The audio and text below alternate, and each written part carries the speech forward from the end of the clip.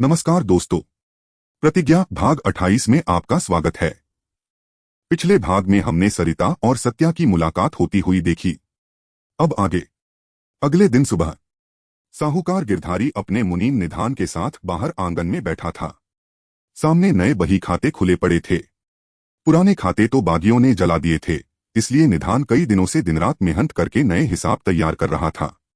लेकिन गिरधारी का मन अशांत था। वह बार बार पन्ने पलटता और फिर सिर हिलाकर कहता, नहीं, कुछ न कुछ अवश्य छूट गया है। इतने वर्षों का हिसाब यूं कैसे दोबारा लिखा जा सकता है। निधान बोला, सरकार, जितना संभव था उतना तो लिख लिया है। गिरधारी ने गहरी सांस ली। तुम नहीं समझते निधान, हिसाब केवल रुपयों का नहीं होता। कुछ बातें बही में नहीं, स्मृति में लिखी होती हैं। जब्बार की मृत्यु के बाद उसका कारोबार पहले ही कमजोर पड़ चुका था। ऊपर से बागियों की धमकियां। दिन में वह सामान्य दिखता, लेकिन रात को नींद उसकी आंखों से कोसों दूर रहती। कुछ दिन पहले वह सूबेदार और वजाहत से मिलकर आया था। दोनों ने उसे आश्वासन दिया था, घबराओ मत गिरधारी, बहुत जल्द उन बागियों का अंत कर दिया जाएगा। उसने भी मुस्कुराकर कहा था, जिस दिन यह शुभ समाचार मिलेगा मैं स्वयं आपके चरणों में नजराना लेकर आऊंगा।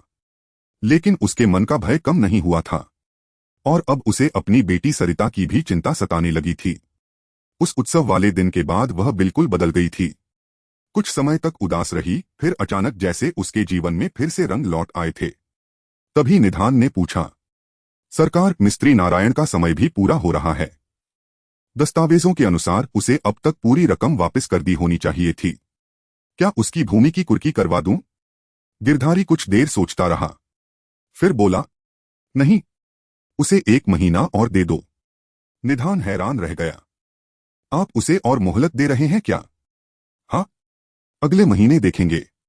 निधान ने मन ही मन सोचा, सरिता बिटिया की बातों का असर सचमुच मालिक पर होने लगा है।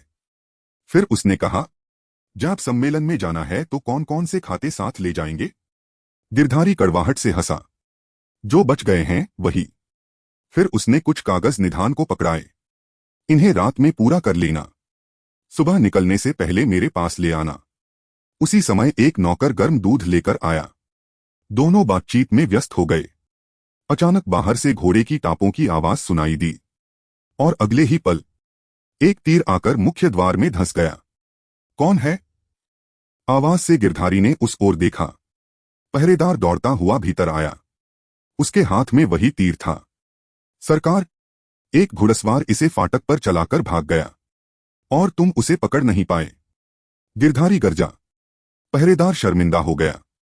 बहुत तेज था सरकार, बिजली की तरह आया और गायब हो गया। निकम्मे, गिरधारी ने दांत पीसते हुए कहा, वजाहत साहब से शिकायत करनी पड़ेगी तुम्हारी। पहरेदार चुप रहा। गिरधारी ने तीर से बंधी चिट्ठी खोली, लेकिन वह पूरी तरह खाली थी। एक भी शब्द नहीं। कमरे में सन्नाटा छा गया। इसका क्या अर्थ है? गिरधारी बुदबुदाया। उसके भीतर एक अजीब बेचैनी उठी। उसे लगा जैसे कोई तूफान आने वाला हो। उधर तीर चलाकर नकाबपोश घुड़सवार जंगल की ओर बढ़ रहा था। घोड़ा पूरी तेजी से दौड़ रहा था। सवार के मन में केवल एक विचार था, बागियों को हमले की योजना बदलनी होगी। उसे पूरा विश्वास था कि इस समय बागी उसी अभियान की तैयारी कर रहे होंगे। शायद उन्होंने सम्मेलन में घुसने की योजना भी बना ली होगी, लेकिन उन्हें हमले की योजना बदलनी होगी। और अगर ऐसा था तो बहुत कुछ बदलने वाला था। इधर गिरधारी के घर में कोहराम मचा हुआ था। कुछ कीजिए, लता रोते हुए चिल्लाई, मेरी बेटी को ढूंढिए। गिरधारी दोनों हाथों से सिर पकड़कर बैठा था।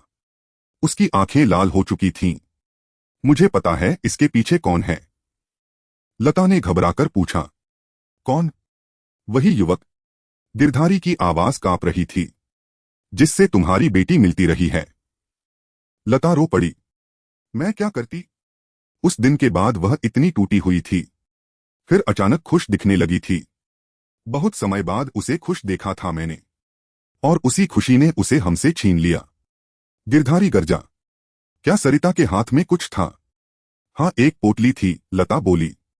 जरूर उस दुष्ट ने सरिता से गहने और कीमती सामान लाने को कहा होगा। सामान लेने के बाद और गिरधारी आगे बोल न सका। लता सिसक उठी। मेरी बेटी को कुछ हो तो नहीं जाएगा? मुझे नहीं पता। गिरधारी ने आंखें बंद कर लीं। तभी दरवाजे पर दस्तक हुई। दोनों ने एक दूसरे की ओर देखा। शाम के इस समय कौन हो सकता था? गिरधारी धीरे धीरे आगे बढ़ा। दरवाजा खोला और अगले ही क्षण उसकी आंखें फैल गईं। दरवाजे पर एक नकाबपोश खड़ा था और उसके पीछे थी सरिता।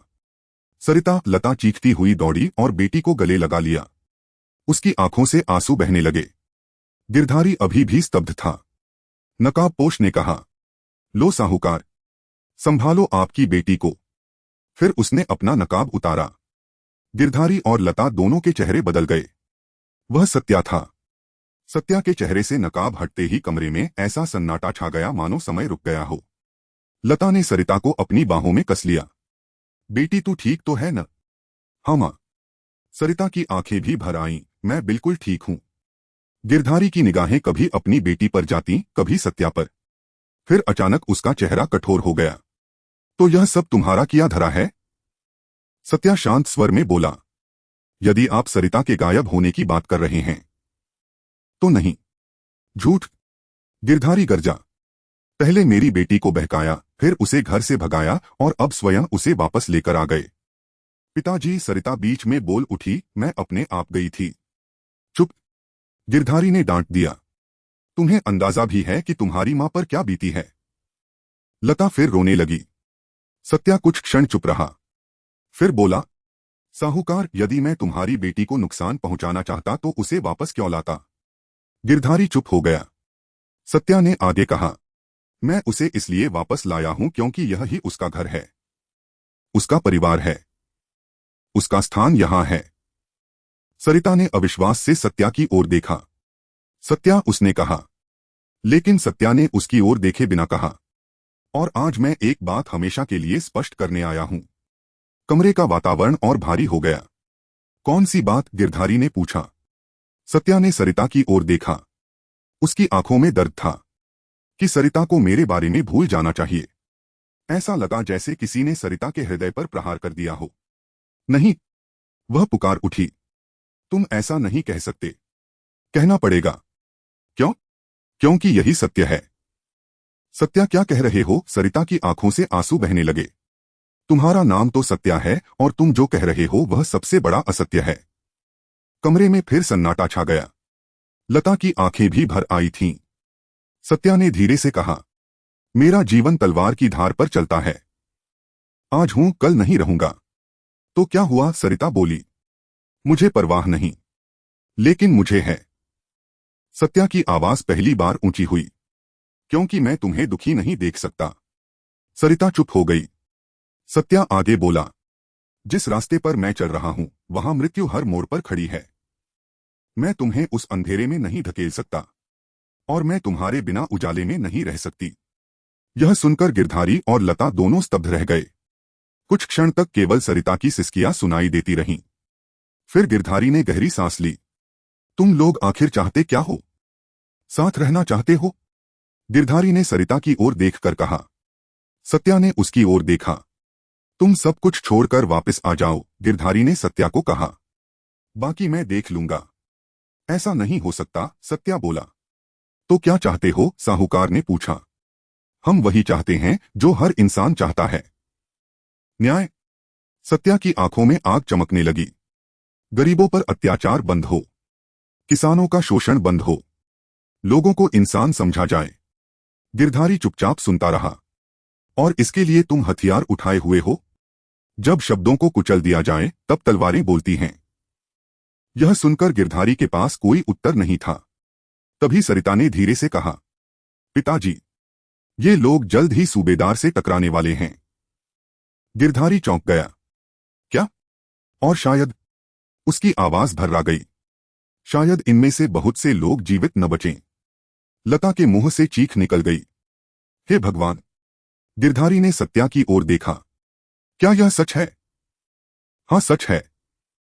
फिर भी तुम लोग जा रहे हो? हाँ, जा रहे हैं। ऐसा क्यों? सत्या मुस्कुराया। क्योंकि कुछ युद्ध जीतने के लिए नहीं, लड़ने के लिए लड़े जाते हैं। गिरधारी देर तक उसे देखता रहा। सरिता ने उससे कहा कि उनको अपने दल का हिस्सा बना ले। गिरधारी सोच में पड़ गया। हम किसी को दबाव में अपने साथ नहीं जोड़ते, कहकर सत्या वापस जाने के लिए मुड़ गया। नकाब ऊपर किया, अपने घोड़े पर बैठा, लगाम खींची और रात के अंधेरे में गायब हो गया। तो दोस्तों, यह था प्रतिज्ञा भाग 28। हम उम्मीद करते हैं कि आपको यह कहानी पसंद आ रही होगी। अगर हाँ तो कृपया लाइक और शेयर बटन दबा दें। चैनल को सब्सक्राइब कर दें, बेल आइकन दबा दें ताकि इस कहानी के नए भाग तथा दूसरी कहानियां आप तक जल्द पहुंच जाएं। आपके प्यार, समर्थन और प्रोत्साहन के लिए दिल से धन्यवाद। मिलते हैं प्रतिज्ञा के अगले रोमांचक अध्याय भाग 29 में।